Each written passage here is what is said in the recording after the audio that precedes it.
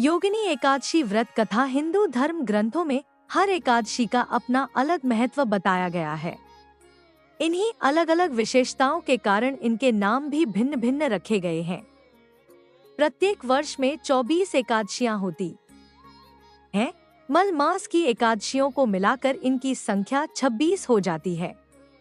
इन्हीं एकादशियों में एक एकादशी आषाढ़ मास के कृष्ण पक्ष की एकादशी जिसे योगिनी एकादशी कहते हैं। योगिनी एकादशी का उपवास रखने से समस्त पापों का नाश होता है तथा इस लोक में भोग और परलोक मुक्ति भी मिलती है। योगिनी एकादशी व्रत कथा महाभारत काल की बात है कि एक बार धर्मराज युधिष्ठिर ने भगवान श्री कृष्ण कहा, हे त्रिलोकीनाथ, मैंने ज्येष्ठ माह के शुक्ल पक्ष की निर्जला एकादशी की कथा सुनी। अब आप कृपा करके आषाढ़ माह के कृष्ण पक्ष की एकादशी की कथा सुनाइए। इस एकादशी का नाम तथा महात्म्य क्या है, सो अब मुझे विस्तार पूर्वक बताएं। श्री कृष्ण ने कहा, हे पांडुपुत्र, आषाढ़ माह के कृष्ण पक्ष की एकादशी का नाम योगिनी एकादशी है। इसके व्रत से सभी पाप नष्ट हो जाते हैं। यह व्रत इस लोक में भोग तथा परलोक में मुक्ति देने वाला है। हे धर्मराज, यह एकादशी तीनों लोकों में प्रसिद्ध है। इसके व्रत से सभी पाप नष्ट हो जाते हैं। तुम्हें मैं पुराण में कही हुई कथा सुनाता हूँ। ध्यानपूर्वक श्रवण करो। कुबेर नाम का एक राजा अलकापुरी नाम की नगरी में राज्य करता था। वह शिवभक्त था। उनका हेमाली नामक एक यक्ष सेवक था जो पूजा के लिए फूल लाया करता था। हेमाली की विशालाक्षी नाम की अति सुंदर स्त्री थी। एक दिन वह मानसरोवर से पुष्प लेकर आया, किंतु कामासक्त होने के कारण पुष्पों को रखकर अपनी स्त्री के साथ रमण करने लगा। इस भोगविलास में दोपहर हो गई। हेमाली की राह देखते देखते जब राजा कुबेर को दोपहर हो गई तो उसने क्रोधपूर्वक अपने सेवकों को आज्ञा दी कि तुम लोग जाकर पता लगाओ कि हेमाली अभी तक पुष्प लेकर क्यों नहीं आया। जब सेवकों ने उसका पता लगा लिया तो राजा के पास जाकर बताया, हे राजन, वह हेमाली अपनी स्त्री के साथ रमण कर रहा है। इस बात को सुन राजा कुबेर ने हेमाली को बुलाने की आज्ञा दी। डर से कांपता हुआ हेमाली राजा के सामने उपस्थित हुआ। उसे देखकर कुबेर को अत्यंत क्रोध आया और उसके होंठ फड़फड़ाने लगे। राजा ने कहा, अरे अधम, तूने मेरे परम पूजनीय देवों के भी देव भगवान शिवजी का अपमान किया है। मैं तुझे श्राप देता हूँ कि तू स्त्री के वियोग में तड़पे और मृत्युलोक में जाकर कोढ़ी का जीवन व्यतीत करे।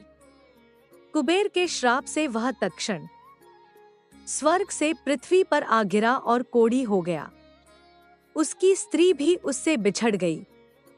मृत्युलोक में आकर उसने अनेक भयंकर कष्ट भोगे, किंतु शिव की कृपा से उसकी बुद्धि मलिन न हुई और उसे पूर्व जन्म की भी सुध रही। अनेक कष्टों को भोगता हुआ तथा अपने पूर्व जन्म के कुकर्मों को याद करता हुआ वह हिमालय पर्वत की तरफ चल पड़ा। चलते चलते वह मार्कंडेय ऋषि के आश्रम में जा पहुंचा। वह ऋषि अत्यंत वृद्ध तपस्वी थे।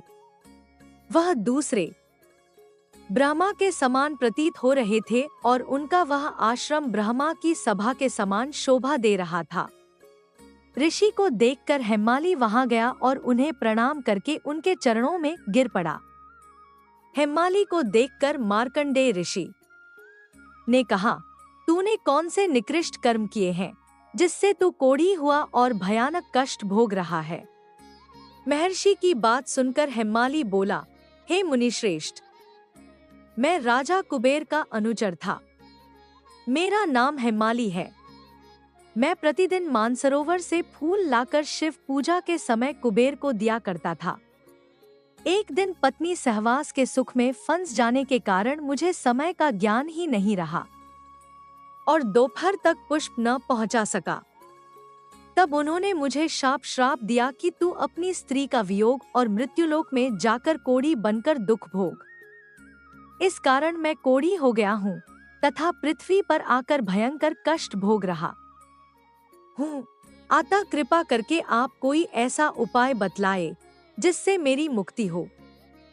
मार्कंडेय ऋषि ने कहा, हे हेमाली, तूने मेरे सम्मुख सत्य वचन कहे हैं, इसलिए मैं तेरे उद्धार के लिए एक व्रत बताता हूँ। यदि तू आषाढ़ माह के कृष्ण पक्ष की योगिनी नामक एकादशी का विधान पूर्वक व्रत करेगा तो तेरे सभी पाप नष्ट हो जाएंगे। महर्षि के वचन सुन हेमाली अति प्रसन्न हुआ और उनके वचनों के अनुसार योगिनी एकादशी का विधान पूर्वक व्रत करने लगा। इस व्रत के प्रभाव से अपने पुराने स्वरूप में आ गया और अपनी स्त्री के साथ सुखपूर्वक रहने लगा। भगवान श्री कृष्ण ने कहा, हे राजन, इस योगिनी एकादशी की कथा का फल 88,000 ब्राह्मणों को भोजन कराने के बराबर है। इसके व्रत से सभी पाप नष्ट हो जाते हैं और अंत में मोक्ष प्राप्त करके प्राणी स्वर्ग का अधिकारी बनता है। मैं आशा करता हूँ कि आपको यह जानकारी पसंद आई होगी और यदि मेरे इस चैनल देसी सुविचार पर नए हो तो चैनल को सब्सक्राइब और वीडियो को लाइक और शेयर जरूर करें। साथ ही कमेंट बॉक्स में जय जय श्री कृष्णा लिखना ना भूलें। धन्यवाद।